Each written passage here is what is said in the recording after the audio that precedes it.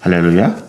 한 주 동안 하나님은 안에 평안하셨으리라 믿습니다. 저희 부부도 우리 성도님 기도하신 덕분에 필리핀 선교지 탐방을 잘 마치고 어제 아침에 한 6시 반쯤에 김해공항으로 들어왔습니다. 하나님께서 우리 삶에 베푸시는 은혜들을 참 많이 생각하고 또 같이 가셨던 목사님, 장로님들, 부부들과 함께 또 좋은 교제를 나누는 귀한 시간이었습니다. 감사를 드립니다.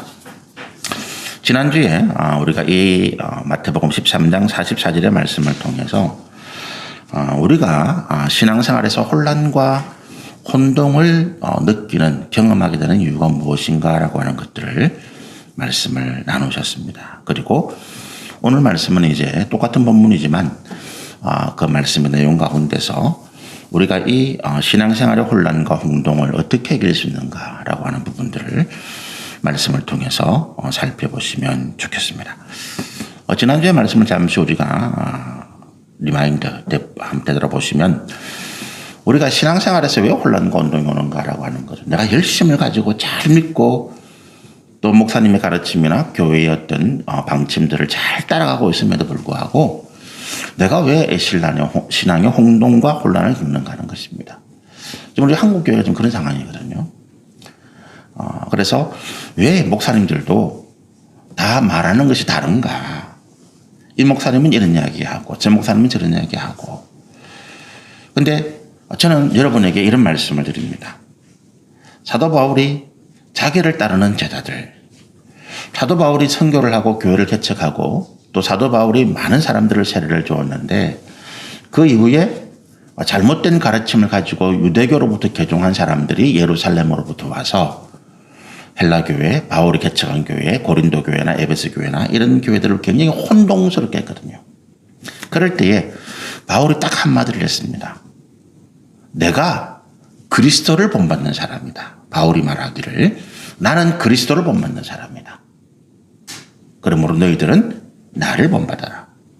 이게 무슨 말인가 하면 바울이 자기를 그리스도와 동격화한 그런 이야기가 아니고 그 당시 많은 유대교로부터 들어온 거짓 교사들이 하나님을 이야기하고 성경을 이야기하고 다른 이야기를 하는데 그것들 듣지 말고 내가 이야기하는 그리스도에 대한 이야기를 들으라 이거죠. 나는 오직 우리의 구원자이신 예수 그리스도, 우리의 부활하신 주, 우리의 왕이신 우리의 하나님이신 예수 그리스도에 대한 온전한 복음을 전하니까 너희는 내게서 복음을 배우고 내가 가르치는 예수를 나를 통해서 알아라 이 말입니다. 그 말이거든요.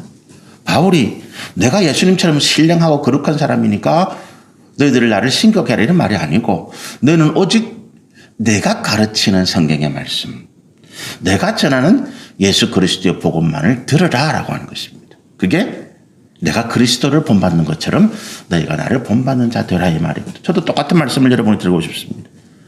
제가 무슨 특별히 신학 공부를 많이 하고 박사학위 이런 사람은 아니지만 적어도 지금까지 제가 신앙생활 목회를 하면서 저는 이 기준, 나는 오직 하나님의 말씀만 해서 나를 드러내거나 자랑하거나 높이지 아니하고 오직 우리 성도들에게 하나님의 진리의 말씀만을 바르게 전하기로 작정하고 애를 써왔고 그래서 적어도 제 스스로 제가 하나님 앞에 고백하고 여러분 앞에 제 스스로에게도 말할 수 있는 것은 적어도 나는 하나님의 말씀을 즐기를 세상의 정욕과 탐욕이나 내 자신의 개인의 명예나 이익이나 권세나 아니면 어떤 나와 친한 다른 사람들의 이익을 위해서 왜곡하지는 않았다. 그래서 지금 어떤 목사님들이 이런 말하고 저런 말하고 거기에 귀 기울이지 마시고 제가 여러분에게 전하는 이 말씀에 함께 귀 기울이시고 따라가시면 좋겠다. 그런 말씀을 드립니다. 적어도 그렇게 하는 것이 오늘 이 시대에 우리가 이 신앙생활에서 혼란과 혼동을 방지할 수 있는 한 가지 방법이다. 왜 우리에게 이런 신앙의 혼란과 혼동이 오느냐? 지난주에 말씀드린 것처럼 우리가 하나님의 말씀을, 하나님은 영적인 세계, 하나님은 온 세상에 동일한 진리의 말씀을 주시는데 그 말씀을 하나님께서 육신의 언어로 바꿔 놓았다는 거예요. 복이라는 개념도 그렇고 영생, 가나안.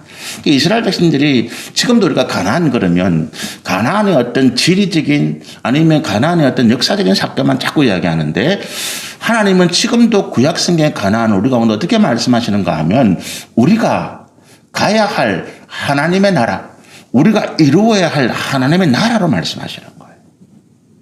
그런데 우리는 그걸 자꾸만 육신의 것으로 바꾸어서 이해한단 말이죠.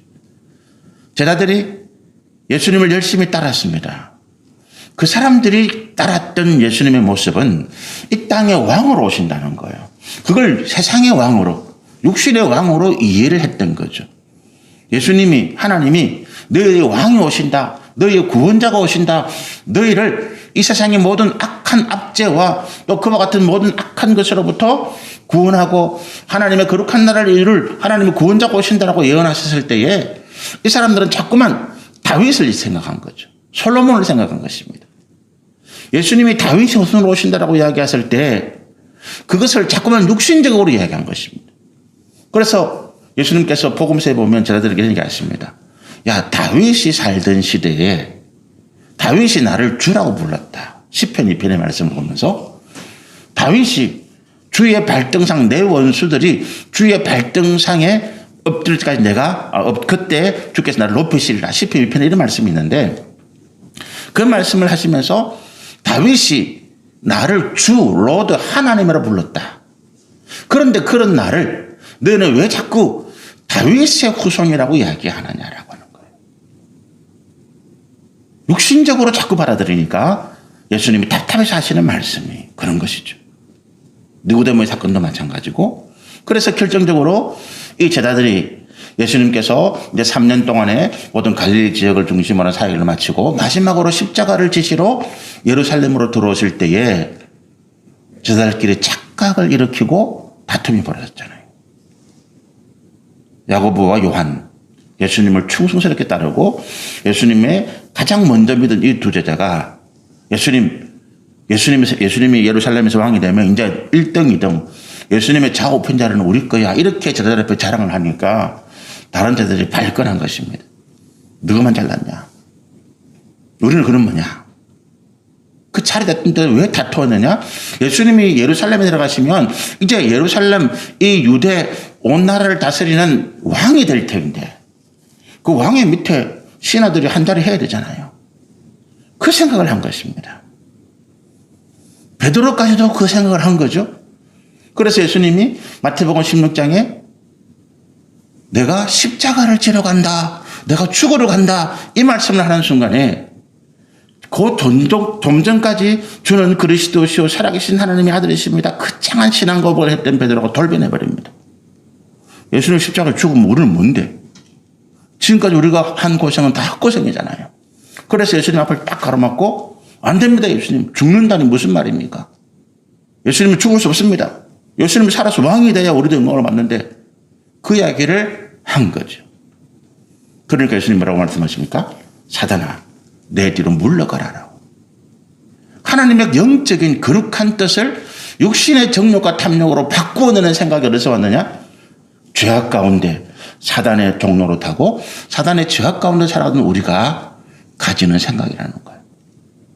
예수님의 12제자, 예수님과 함께 3년 동안 예수님의 말씀을 듣고 기적을 보고 예수님이 살아계신 하나님의 아들이라고 고백하고 찬양했던 제자들까지도 이런 착각과 혼란과 혼동을 가지는데 오늘 우리는 말할 것도 없다는 거예요. 그 원인이 어디 있다고요? 우리가 하나님의 말씀을 이해하고 해석하는 데 있어서 육신적인 언어를 이해하는데 이걸 영적인 가치로 연결시키지 못하고 자꾸만 이 땅의 돈과 명예와 권세라고 하는 건강이라고 하는 우리 육신의 복으로 자꾸 이해하고 받아들이기 때문에 그래서 신앙생활 잘하는 사람들이 이 땅에서 자녀가 잘 되고 사업이 잘 되고 건강하고 병 고침 받고 이거는 할렐루야고 예수님의 일을 열심히 하면서 내가 병이 들고 사업이 안 되고 자녀가 어려움을 겪고 이거는 복이 아니고 은혜가 아니라고 너 예수를 잘못 믿었다라고 얘기하는 것입니다. 심지어 목회자들까지도 마찬가지입니다. 큰 교회 몇천 명을 다녀가는 목사님들은 아주 훌륭한 신령한 하나님께서 함께 하시는 거룩한 목사고 시골이나 조그만 교회에서 목회하는 목사는 저거는 영적인 능력이 떨어지는 몽사라고 판단한다는 거예요. 근데 그것이 뭐 그렇든 아니든 상관없이 우리가 그렇게 판단하는 이유는 어디에 있느냐? 자꾸만 우리 육신적인 것으로 하나님의 거룩한 뜻을 받아들이기 때문에 그렇다는 거죠. 그럼 하나님이 왜 우리 가운데 육신의 언어를 가지고 자꾸만 영적인 세계를 이야기하시느냐? 말씀드린 것처럼 우리는 아직도 죄인이기 때문에 우리가 아직도 육신에 갇혀있기 때문에 우리가 온전한 하나님의 나라, 그 거룩한 하나님의 진리의 세계를 보지 못하더라는 거예요. 말해주어도 모르더라는 거예요.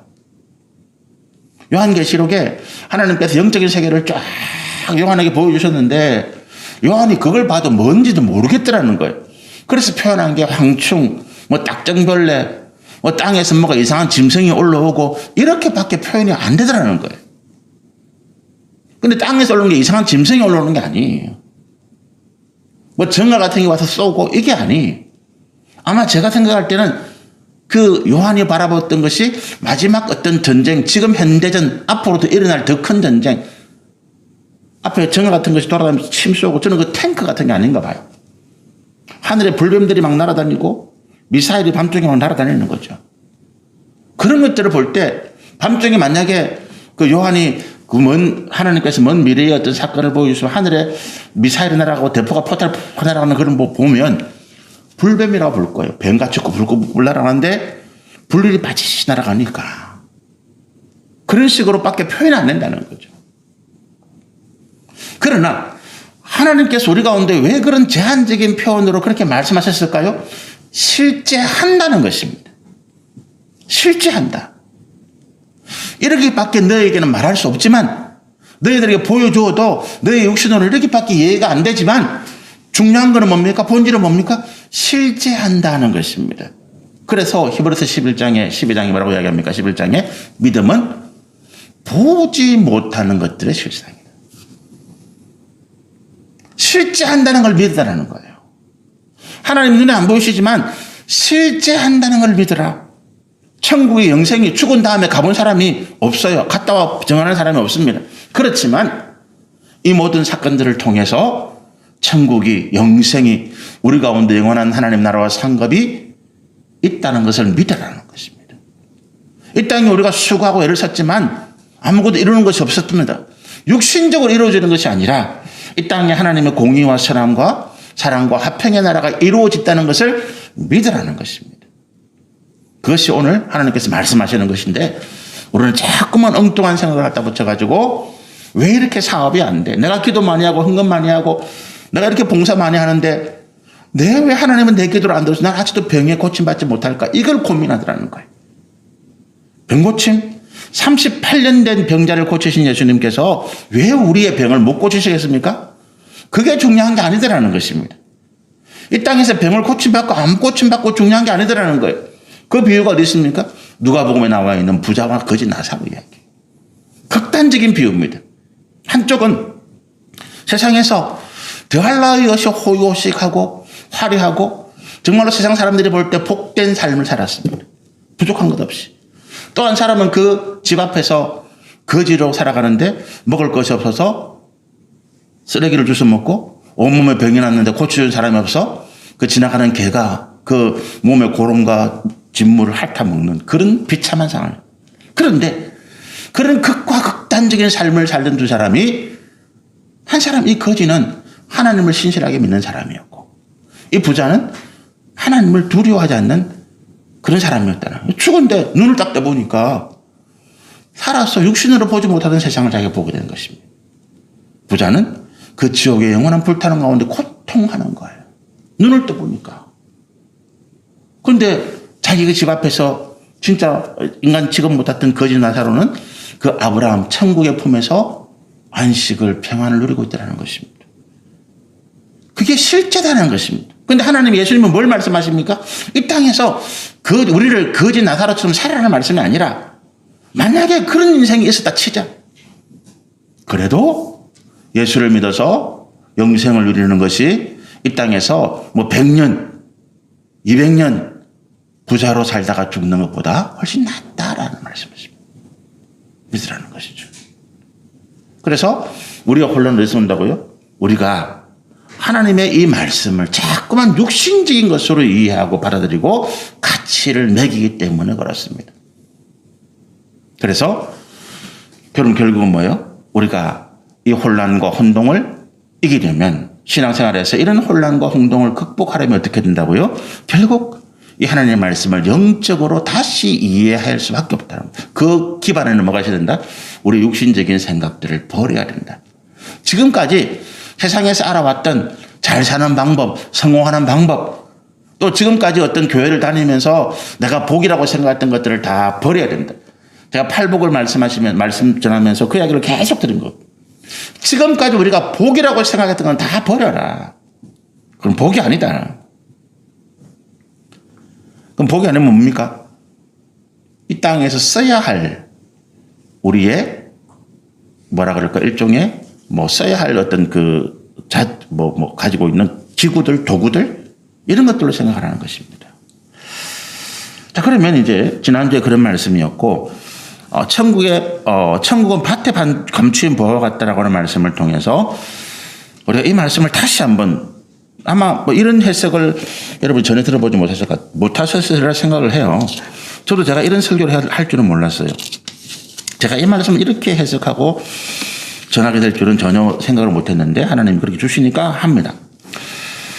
보시면 천국은 밭에 감추인 보화 같다 그랬잖아요. 그죠?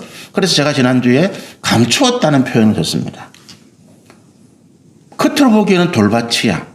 아무런 귀중한 가치가 없는 것 같은데 그 속에 영적으로는 비할 수 없는 보화가 감추어져 있더라.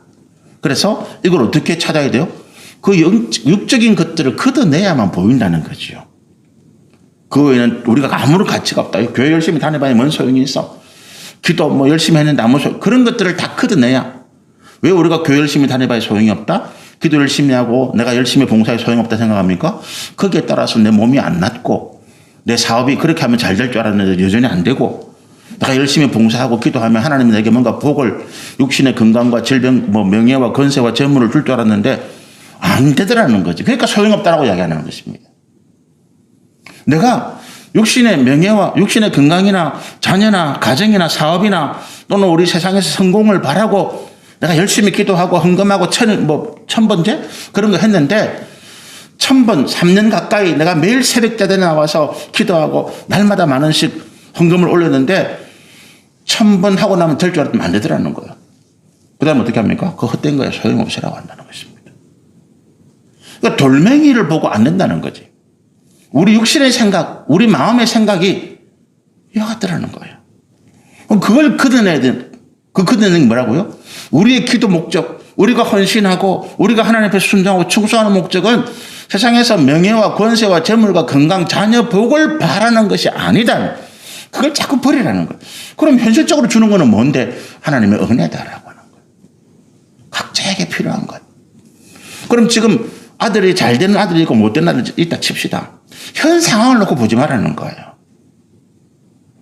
현 상황을 놓고 보지 말라는 거죠.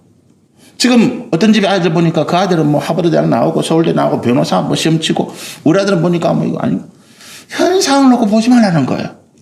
또 그것을 가지고 변호사는 훌륭하고 아니면 그냥 내 아들은 어느 공장에서 열심히 일하는 이게 나쁘다라고 그런 가치를 가지지 말라는 거예요.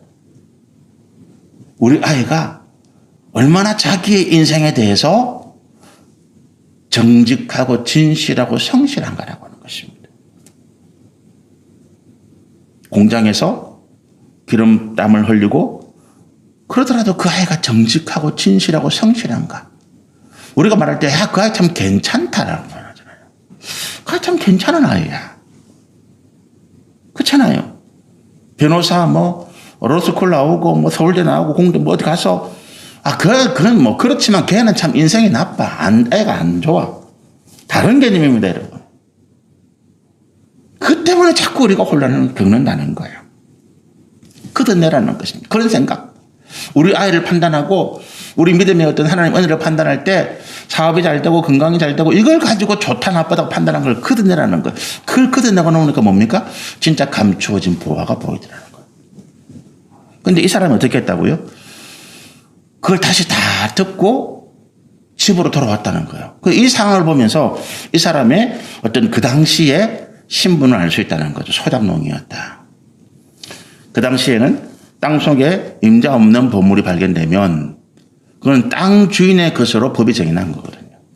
그러니까 내가 발견해도 이건 내 것이 안 된다는 거예요. 그래서 이 사람은 어떻게 했다고요?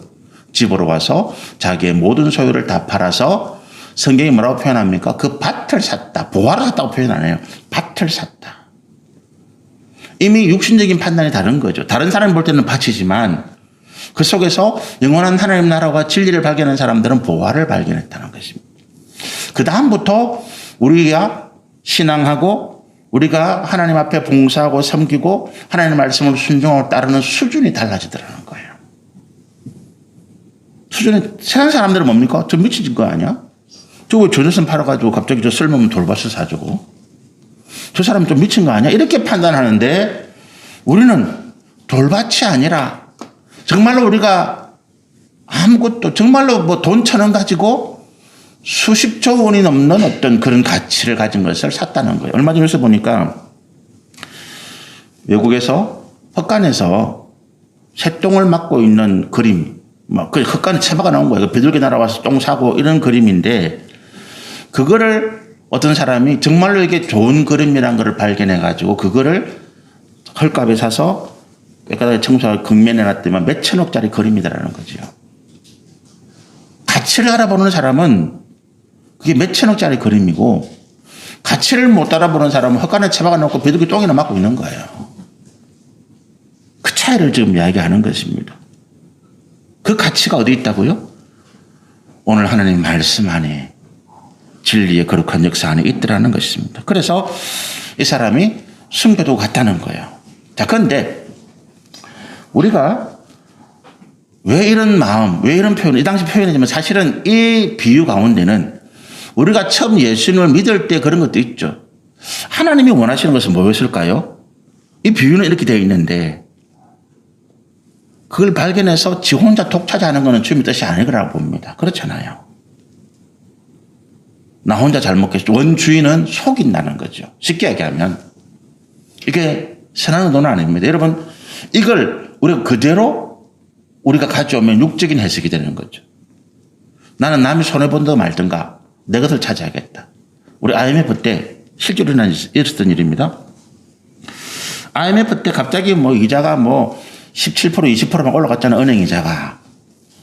1금융권이 은행이 대출을 안 해줬어. 그때 전국에서 교회들이 건축을 막 하기 시작했다고요. 서울에서도 교회를 건축을 했는데 IMF의 이자가 막 올라가고 인건비 올라가고 막 그러면서 제가 그때 창원에 있으면서 창원중앙교회에 건축을 할 당시였는데 그때도 그런 상황이 벌어졌어요. 현금을 안 주면 인부들이 일을 안 하고 현금 안 주면 자재를 못 사. 교회 짓다가 막 넘어가는 교회들이 많았습니다. 교회를 다 지은 이후에도 빚을 못 갚아가지고 경매로 막 넘어가는 교회들이 엄청 많았어요. 그런데 그때 서울에 오는 한 목사님이 저를 찾아와서는 할렐루야 하나님 은혜다 그러는 거죠. 뭡니까? 경매로 넘어간 교회를 자기가 시세의 30%를 주고 샀다는 거예요. 하나님 은혜로. 제가 그 소리를 듣고 기가 쫙 차더라고요. 그래서 그 목사님한테 그런 이야기 했어요. 어디 가서 그런 이야기 하지 마시라고. 그건 은혜가 아니고 도둑질이다. 시세 100%를 그 교회 성도들이 헌금하고 눈물과 기도로 건축을 했는데 빚을 못 갚아서 은행이 높아져서 경매로 넘어갔단 말이죠. 그럼 우리가 어떻게 해야 되겠어요? 그 상황에서. 경매로 나왔는 걸 나는 1차 경매에 30%, 20% 떨어지고 그 다음 또 떨어지고 3차 경매 했는데 시세 30%라는 거지. 떨어질 때까지 기다렸다는 거지. 그럼 어떻게 해야 되겠어 우리가? 시세대로 사는 거지. 아니면 조금 싸게 사는 거지. 그래서 그 교회 손해를 보존시켜줘야 되잖아요. 같은 교회 같은 형제인데 여러분 사돈 아니면 형제 누구가 피땀 흘려서 번 어떤 재산이 있는데 아파트 한 채 겨우 마련했는데 부도가 나가지고 그게 매 붙었어. 그걸 내가 1차, 2차, 3차 낙찰일 적에 기다렸다가 만약에 한 1억 원짜리 아파트를 내가 3천만 원 샀어요. 춤추겠습니까, 여러분? 원수되지. 그 사돈 원수 안 되겠습니까? 형제간에 원수되지.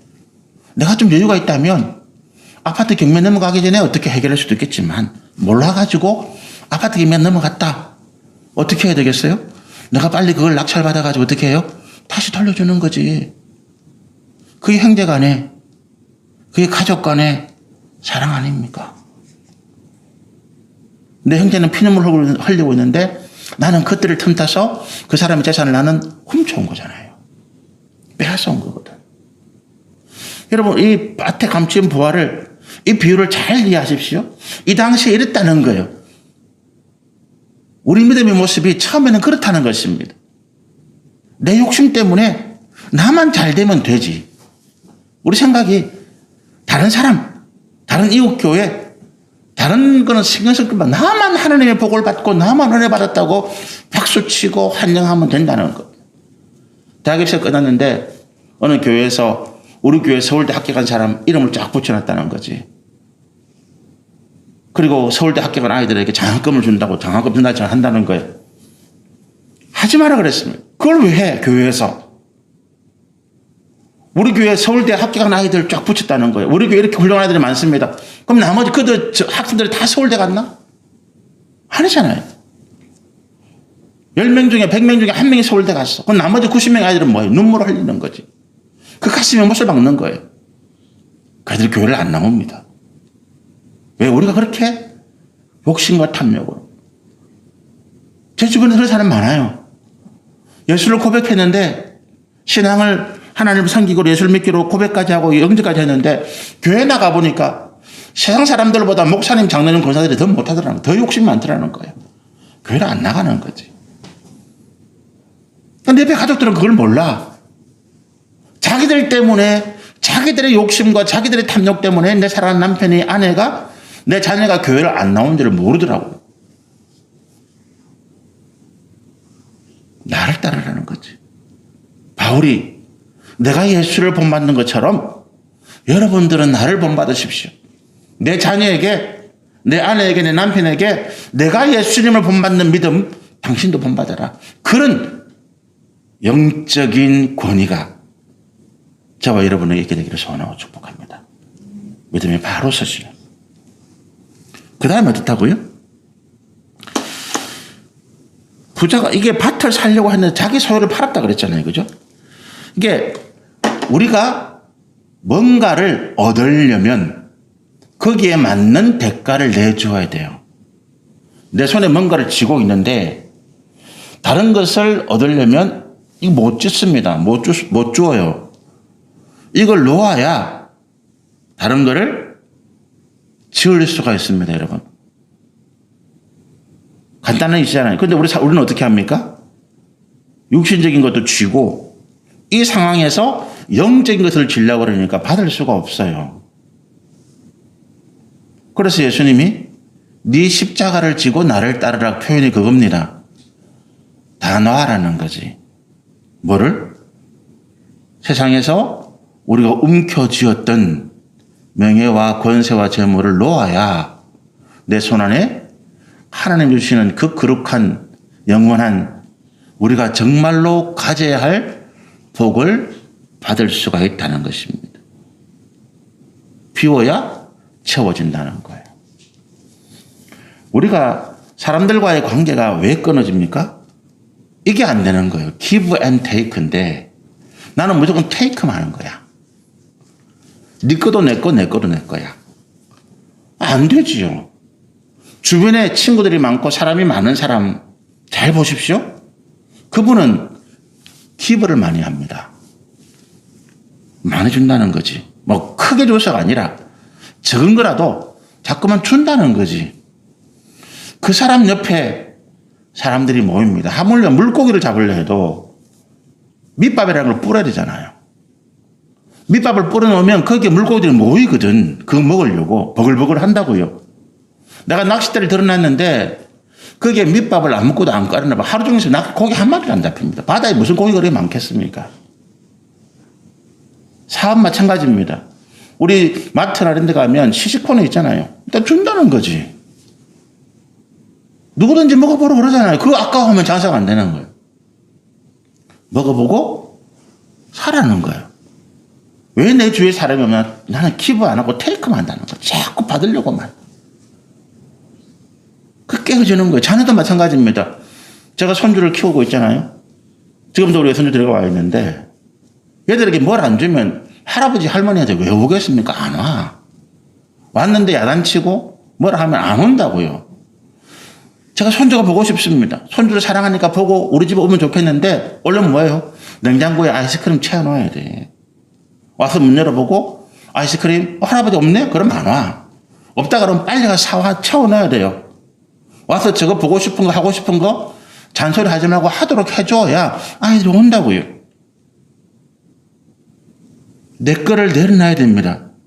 우리가 하나님의 영적인 은혜를 바라면서 나는 아직도 육적인 것을 지고 있는 거예요. 내 소유를 팔아서 밭을 샀다.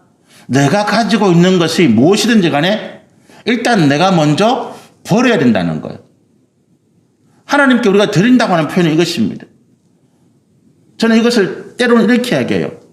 제가 회사를 다닐 때 제가 이제 근무하는 부서가 외주 업체들을 관리하는 업체이기 때문에 명절에 이렇게 그때 문화상품권이 아니고 구두상품권 이런 거 많이 줬잖아요.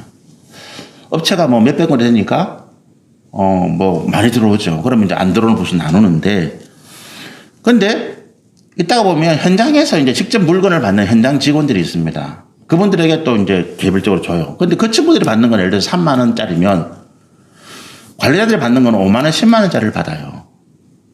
그러면 그때 저는 이제 제가 책임자가 아닌데 우리 그때 과장님이 이런 이야기를 해. 야, 너희도 가지고 와. 근데 지금 안 가져와. 뺏길까.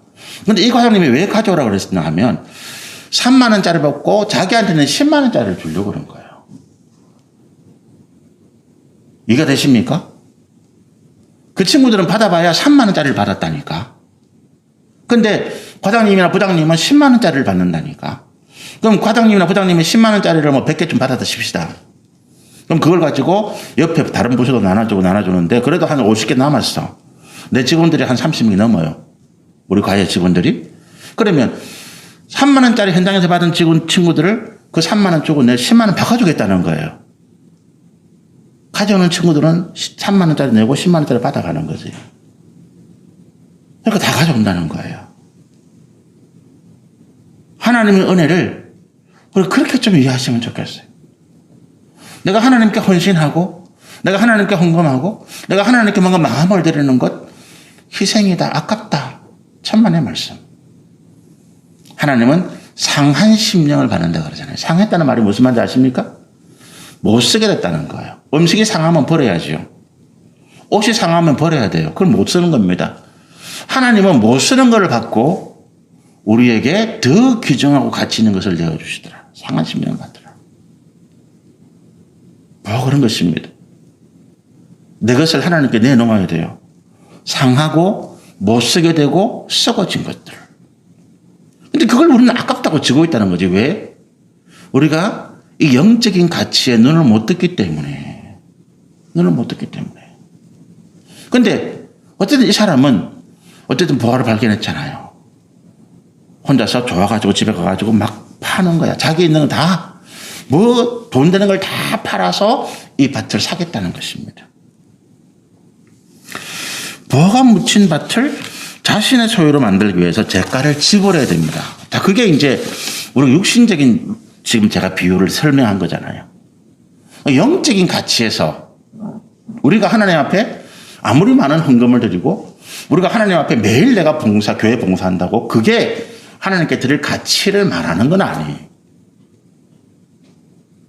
그런데 우리 마음은 그래야 된다는 거지. 우리 마음은 내가 하나님께 드리는 헌금이나 봉사나 이런 어떤 기도나 이런 것들을 아까워서가 아니라 나는 못 쓰는 것을 드리는데 하나님은 좋은 것을 주시는구나 이런 마음은 가지시라는 거예요. 그런데 하나님이 우리가 지금 영적인 가치를 가지고 이야기할 때 내가 하나님께 헌금을 많이 하고 내가 교회에서 봉사를 날마다 하고 기도 많이 하고 성경 많이 읽고 전도 많이 한다고 하나님 나에게 주시는 이 개념이 아니다. 이 개념이 아니다. 그럼 앞으로 우리 교회 봉사 이런 거 하지 말까요? 그건 또 어리석은 이야기지. 그건 내가 기쁨을 하나님께 헌신하는 거니까. 여러분이 기쁨을 하시면 돼요. 근데 그러면 이제 우리가 영적인 이야기로 들어가서 하나님께서 말씀하시는 이 벌의 대신으로 우리가 밭에 감추어진 보화가 감추어진 그 밭을 사기 위해서 내가 다 팔아야 되는데 그게 뭐냐는 거지. 그죠? 그게 오늘 제 말씀의 핵심이잖아요. 뭐겠습니까, 여러분? 영적인 가치. 뭐를 버려요? 지금까지 계속 이야기한 건 뭡니까? 우리가 육신으로 가지고 있는 정욕과 탐심이라는 것을 버려야 된다는 거예요. 가장 먼저 버려야 될 게 그겁니다. 마지막까지 버려야 될 게 그거예요. 사실은 우리 신앙생활에서 어떤 신령하다, 이분이 참 훌륭한 거룩한 분이다, 뭐 이런 표현을 쓰는 그 기준의 차이가 어디 있느냐? 여기에 있다는 거예요. 육신의 정욕과 탐욕에 대한 생각을 버릴 수 있었느냐? 그런데 버렸는데 또 뒤에 또 챙기기도 해요. 끝까지. 자, 우리가 아나니아와 삽비라 부부 사건을 이야기를 사도행전 5장에 나와 있습니다. 그죠? 근데 그 앞에 사실은 어떤 사건이 있었는가 하면 바나바라고 하는 사람이 이 사람이 구레네 사람이에요. 디아스포라 유대인인데 이 사람이 예루살렘에 왔다가 예수를 만나고 예수님의 제자가 되었습니다. 그리고 예수님 부활하신 초대교회가 만들어진 다음에 자기의 재산을 팔아서 사도들 앞에 들어요. 그럼 그걸 가지고 사도들이 받아서 뭘 했는가 하면 이제 구제를 한 거죠. 근데 구제하면서 야, 이 돈은 바나바가 자기 재산을 팔아서 헌금한 것이다. 이렇게 소문이 쫙 났단 말이에요. 칭찬을 막 했습니다. 바나바. 바울을 전도한, 바울을 이끈 사람이 바나바. 이 사람이에요. 그런데 그 이야기를 누가 들었는가 하면 예루살렘 토백의 중에 아주 부자 아나니아와 삽비라라고 하는 부부가 살고 있었다는 거예요. 이 사람 생각하십니다. 저 굴러온 돌이 지금 박힌 돌을 빼내는 거지. 진짜 우리도 돈 있잖아. 우리도 그럼 하면 되지 뭐. 좋았어요. 그래서 팔았는데 팔고 보니까 다 바치기에는 아깝더라는 것입니다. 그래서 반을 팔았어요. 그럼 차라리 그렇게 정직하게 이야기하면 여러분 하나님 앞에서 우리가 정직한 것만큼 하나님을 기쁘게 하시는 것이 없습니다. 처음에는 다 팔아가지고 다 드리고 싶었는데 시간이 좀 지나면서 마음이 변했어. 그러면 반을 가지고 왔을 때 베드로와 요한 사도 앞에서 제가 처음에는 다 드리려 했는데 제 노후도 써야 되고 어떻게든 반만 가지고 왔습니다. 그래도 훌륭한 이야기잖아요. 근데 이 사람들이 뭘 했다고요? 다 팔아 가지고 왔습니다라고 이야기한 거예요. 베드로가 성령의 역사심을 따라서 이미 그걸 알고 있었다는 거예요. 다시 물은 거죠. 진짜 이게 다 팔아온 것이냐? 책망한 내용이 아닙니다. 네 정직하게 이야기하면 좋겠다는 거죠. 근데 이 사람들이 끝까지 다 팔았습니다라고 이야기했다는 거예요. 그러니까 이 아나니아 삽비라의 이야기가 뭡니까? 하나님을 속인 것이 된 것입니다. 돈 들었는데 왜 하나님이 헌금했는데 귀하게 쓰라고 헌금했는데 하나님 외쳤을까 아니고 그 가운데 그들의 거짓과 불의와 정욕과 시기와 탐심이 있었다는 거예요. 갈라디아 5장의 말씀 보면 이런 것들은 육신의 것들은 하나님 나라를 유업으로 받지 못한다라고 얘기하죠. 우리가 헌금하면서 이 헌금 드리니까 하나님 내 사업 잘 되게 해주세요. 그 생각 가지지 마시라는 거예요. 내가 이렇게 열심히 기도하니까 하나님 우리 아들 잘 되게 해주세요. 이 생각하지 말라는 거예요. 기도하고 헌금하고 하나님께 맡겨드립니다. 하나님이 내 인생을 내 자녀를 이끌어 가주심을 믿습니다. 반드시 선하게. 헌금 안 해도 상관없잖아요. 내가 시간이 바빠서 예배 시간에 못 나오고 그래서 상관없다니까요. 그거를 중심으로 생각하지 마시라. 내 삶의 지향점이 지금 하나님 앞에 내가 어떤 마음으로 세 가지입니다. 저는 다른 게 성경 보면서 다른 게 없더라고요. 진실한가, 정직한가, 성실한가. 이 세 가지입니다. 진실은 하나님의 진리의 말씀에 내가 부합되고 있는가라고 하는 거예요. 정직한가 말씀드렸잖아요. 내 안에 다른 마음, 딴 생각을 품지 않았는가라고 하는 것입니다. 성실한가? 날마다 뭐 아침 저녁부터 이게 아니고 나는 하나님 일에 내 삶이 부끄럽지 아니한가라는 거예요. 맡은 일에. 이게 하나님께서 우리를 평가하시는 기준이더라고요. 우리가 지불할 대가는 이것입니다. 다른 게 아니에요. 천국을 소유할 수 있는 갈라디아 5장의 말씀 가운데 육신의 일은 현저하다. 끝으로 바로 드러난다는 거예요.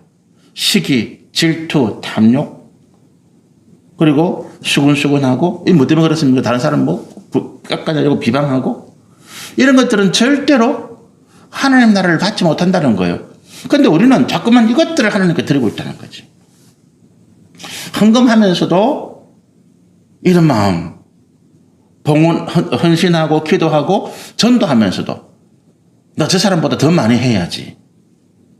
그건 전도가 아니라고 하는 것입니다. 오히려 하나님 앞에 우리 진노를 쌓아가고 있을 뿐이라는 거예요. 전도 안 해도 괜찮습니다. 목사가 돼가지고 전도 안 해도 괜찮다니까.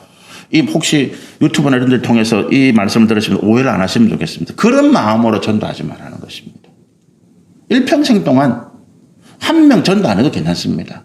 우리가 누군가를 위해서 기도를 하잖아요. 내 안 믿는 남편, 내 자녀들, 내 주변의 사람들. 제가 초등학교, 중학교, 대학교 동기가 있습니다. 3명이, 2명이 있는데 그 중에 한 명을 제가 지난 1월 달 우리 둘째 손주가 태어나서 잠시 보러 서울 갔을 때 만났어요. 근데 이야기를 하다 보니까 이 친구가 지금 어느 교회 안수 집사야, 서울에. 근데 한참 이야기하다 보니까 이 친구가 옛날에 저를 따라 초등학교 때 교회를 갔던 적이 있다 그러는 거예요. 저는 까맣게 잊고 있었는데, 그러고 보니까 그런 생각이 나.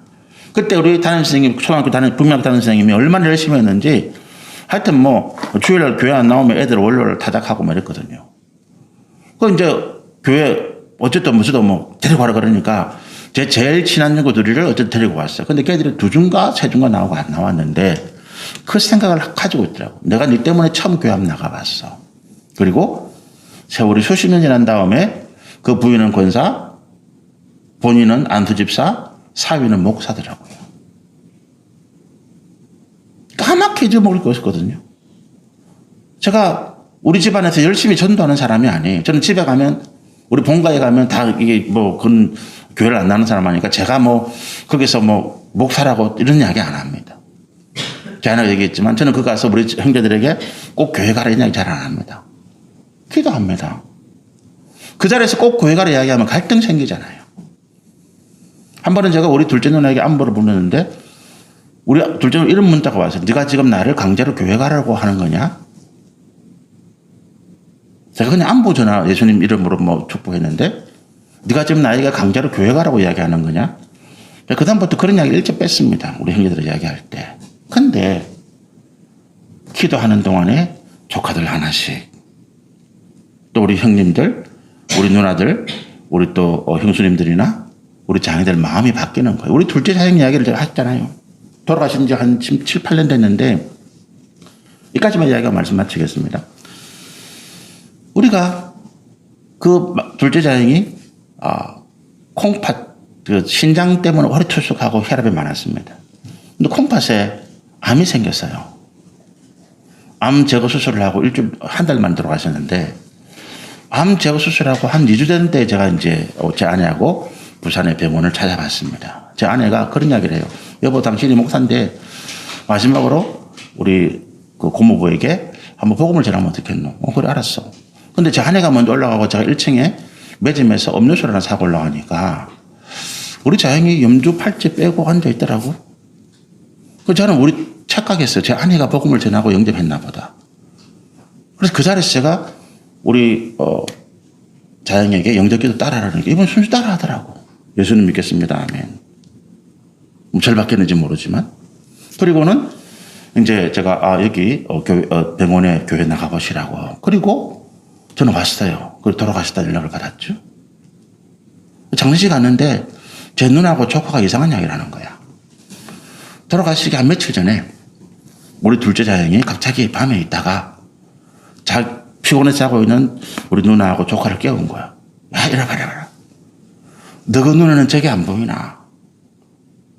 지금 십자가가 환하게 밝혀져 있고 그 길을 가는데 양쪽에 촛불이 쫙 있는데 너그 눈에는 저게 안 보이나라고 얘기했다는 거예요. 그리고 저희 누나하고 조카가 당황해가지고, 이 뭐야?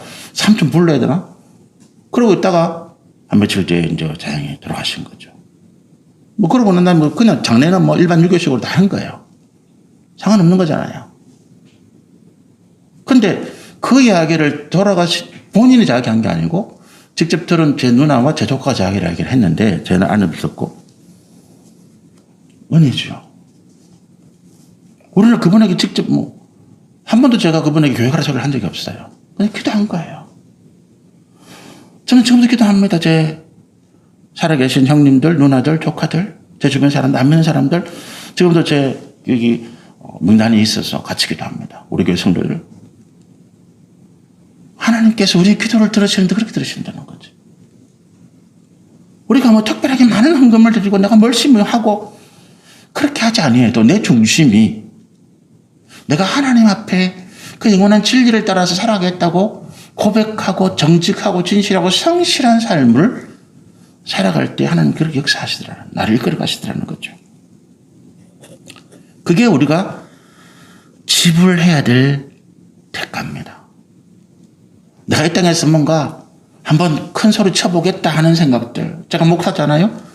내가 한번 교회를 크게 봉헌시켜가지고 나를 무시했던 사람들에게 그래, 내가 이런 사람이 한번 보여주겠다는 생각들을 버리라는 거예요. 바울이 예수님을 증거하고 수많은 기적을 일으킨 그 바울이 마지막 죽음의 모습이 그렇게 초라할 수가 없습니다. 여러분. 디모데후서 4장에 보면 바울이 디모데에게 자기 죽음을 얼마 앞두고 순회를 얼마 앞두고 편지를 쓴 거잖아요. 그게 이렇게 이야기합니다. 내 주변에 사람이 아무도 없다. 아무도 사람이 없다. 추운 겨울에 그 당시 로마 감옥은 밖에서 먹을 거 넣어주고 옷 넣어줘야 살 수 있는 거예요.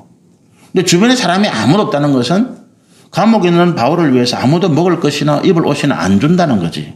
그냥 굶고 앉아있고 그냥 추위에 떨고 있는. 그래서 바울이 겨울이 더 추워지기 전에 너는 빨리 가서 갑오 집에 가서 외투 내가 맡겨도 겨울옷 좀 갖다 주고 성경은 뭐 이거 갖다 주고 이런 표현을 쓰는 거예요.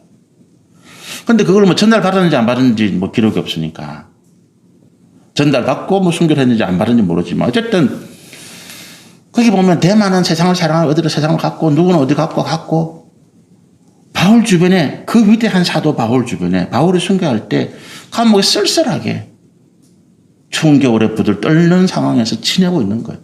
여러분 그게 우리에게 보여주시는 하나님의 메시지입니다. 그런 위대한 선지자도 그런 위대한 하나님의 종도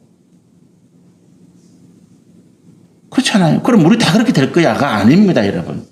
그게 중요한 가치가 아니다라고 자꾸 말씀드려요. 내가 잘 되고 못 되고 거기에 자꾸 우리의 가치를 두지 마라.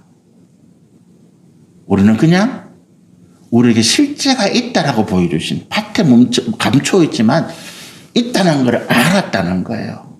천국이 있고 영생이 있고 하나님께서 우리 가운데 영광과 상급과 승리를 주실 것을 알고 우리가 이 땅에서 고난을 당하더라도 반드시 이길 것을 믿는 우리에게 그냥 한 걸음 한 걸음 주님과 함께 가라는 것입니다. 남이 잘 돼도 배 아파하지 말고 못 된다고 힘들어하지 말고 그게 우리가 지불해야 될 대가다라고 하는 것입니다. 우리가 지고 가야 할 십자가다라고 하는 것입니다. 제가 이 말씀을 하나님 저기 주시면서 이렇게 다시 생각합니다. 제가 한 10년 남았어요. 이제 목회. 이제 우리나라 나이로 호적상 나이로 제가 60 넘어갔으니까 이제 10년 조금 남았습니다. 2033년 12월 달에 제가 이제 마지막이에요. 10년 조금 안 남았죠. 조금씩 제 마음속에 그런 생각이 듭니다. 10년 남았는데 열심히 하면 또 사람들이 요즘 뭐 제 설교 내용을 방송 유튜브 올리면 그게 뭐 조회수가 100명이 넘을 때도 있고 뭐 저 블로그 올리는데 글 올리는데 거기에 뭐 하루에 뭐 수십 명이 와서 보고 이게 무슨 일이야 갑자기? 갑자기 이런 거 보고 사람들이 좋아서 막 찾아올래나? 자, 그런 생각들을 또 하다가 이건 아니지라고 하는 거예요. 그렇잖아요. 제가 뭔가 인기 있는 목사가 돼가지고 우리 교회 사람들이 막 오고 그거를 또 꿈꾸다가 하나님이 말씀하시는 거예요. 그거는 길이 아니야. 그건 우리가 갈 길이 아니야. 어느 교회는 보니까 어느 교회는 뭐 장로 권사님이 사업이 이렇게 잘 되고 그 교회 가서 기도받으면 잘 되려나? 그건 길이 아니야라고 하는 거예요. 그건 길이 아니야.